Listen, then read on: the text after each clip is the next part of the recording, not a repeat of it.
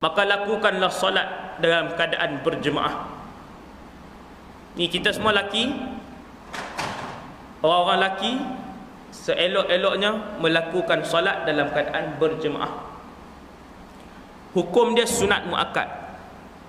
Siapa solat berjemaah dapat pahala 27 kali ganda atau 25 kali ganda. 25 digandakan solat berjemaah. Sebahagian mazhab solat berjemaah wajib. Saya ceritakan suasana solat berjemaah pada zaman Nabi. Bismillah.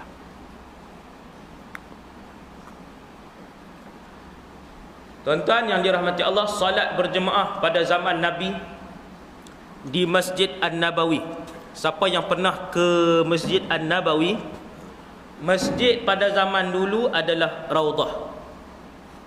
Masjid Nabawi binaan asal pada zaman Nabi ialah Raudah. Raudah itu semuanya masjid pada zaman Rasulullah. Keluasannya lebih kurang sini, pani sampai separuh lah masjid ni, sampai separuh. Tapi dia lebih panjang. Ketika itu kata Abdullah bin Mas'ud, seorang sahabat Nabi yang terkenal, alim, ulama di kalangan sahabat. Abdullah bin Mas'ud kata, pada zaman kami hidup dengan Rasulullah, kesemua sahabat akan solat berjemaah di masjid.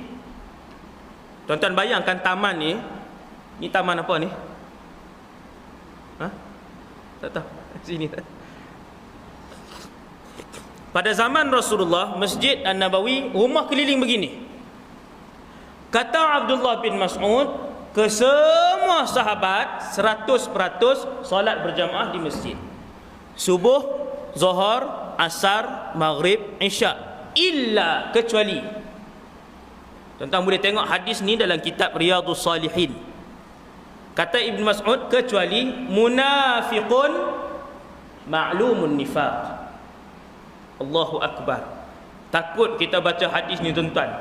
Pada zaman Rasulullah, setiap umat Islam solat berjemaah di masjid, kecuali munafik yang kemunafikannya itu adalah yang paling jelas. Munafik kelas pertama sahaja. Munafik totok dipanggil. Pure munafik. Hanya mereka sahaja yang tidak solat berjemaah di masjid. Tuan-tuan, zaman Rasulullah, munafik pun datang solat di masjid tapi tak penuh.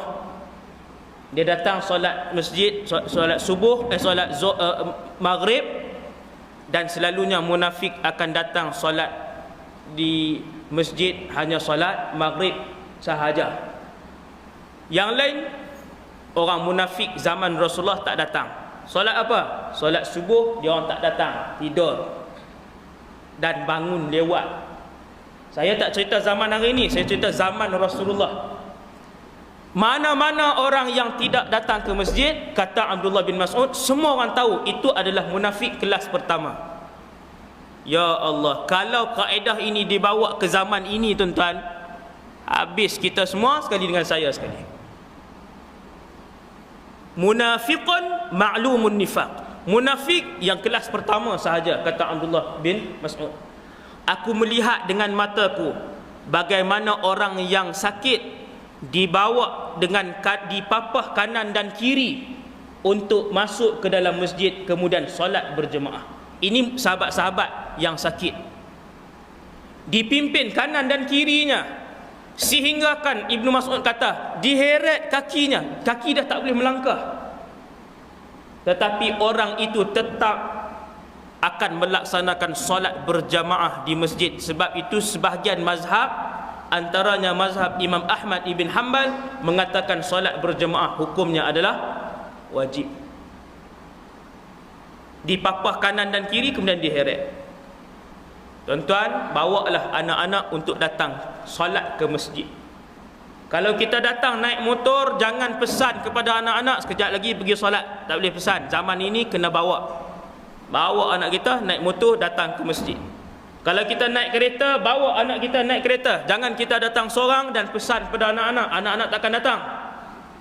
Dan kalau kita jalan kaki ke masjid dan surau, kita berjalan dengan anak-anak untuk ke masjid dan surau. Alangkah bahagianya kita seandainya kita dapat berjalan bersama-sama dengan ayah kita, anak kita, isteri kita, ibu kita, abang, adik dan kakak kita, seiringan masuk ke dalam syurga Allah, seperti mana kita seiringan berjalan di dunia dulu, berjalan melangkah masuk ke dalam rumah Allah. Sebab itulah antara doa Nabi Ibrahim alaihissalam, Rabbi ja'alni, ya Allah, jadikanlah aku muqimas salah, orang yang salat. Doa Nabi Ibrahim kan. Lagi, wa min dzurriyyati, dan jadikanlah anak-anak aku di kalangan orang yang salat. Nampak?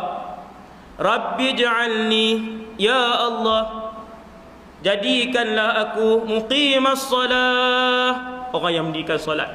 Wa min dzurriyyati, anak-anak aku ya Allah. Rabbana wa taqabbal du'a, terimalah ya Allah permintaanku ini, permohonanku ini. Tuan-tuan, seorang rasul memohon kepada Allah agar dia melakukan solat, agar anak-anaknya di kalangan orang yang melakukan solat. Tuan-tuan tengok solat. Apabila Nabi SAW sakit, Nabi wafat pada 12 Rabiul Awal, umur 63, hari Isnin juga. Nabi lahir hari Isnin, Nabi wafat hari Isnin, Nabi hijrah hari Isnin. Maka Isnin adalah hari yang punya kerahsiaan yang banyak dalam hidup Nabi SAW, yang hanya diketahui oleh Allah SWT. Apabila sebelum Nabi wafat, Nabi nazak dan sakit, terbaring di atas katil daripada akhir bulan Safar, Muharram, Safar, Rabiul Awal. Akhir Safar Nabi mula sakit, terbaring. Setiap kali bangun, Nabi akan dipapah kanan dan kiri oleh para sahabat untuk masuk ke dalam masjid dan solat berjamaah. Nabi tidak meninggalkan solat berjamaah, sehinggalah Nabi dipapah oleh para sahabat, antaranya Ali, antaranya Zaid ibn Harithah ataupun Usamah bin Zaid. Memapah Nabi kiri dan kanan masuk solat. Habis solat Nabi pun masuk kembali ke rumahnya. Siapa pernah pergi Masjid Nabawi, Raudhah yang panjang itu, hujung sekali ada kubur Nabi dan kubur Abu Bakar dan Umar. Maqam Rasulullah, Abu Bakar dan Umar, itulah rumah Sayyidatuna Aisyah satu ketika dulu.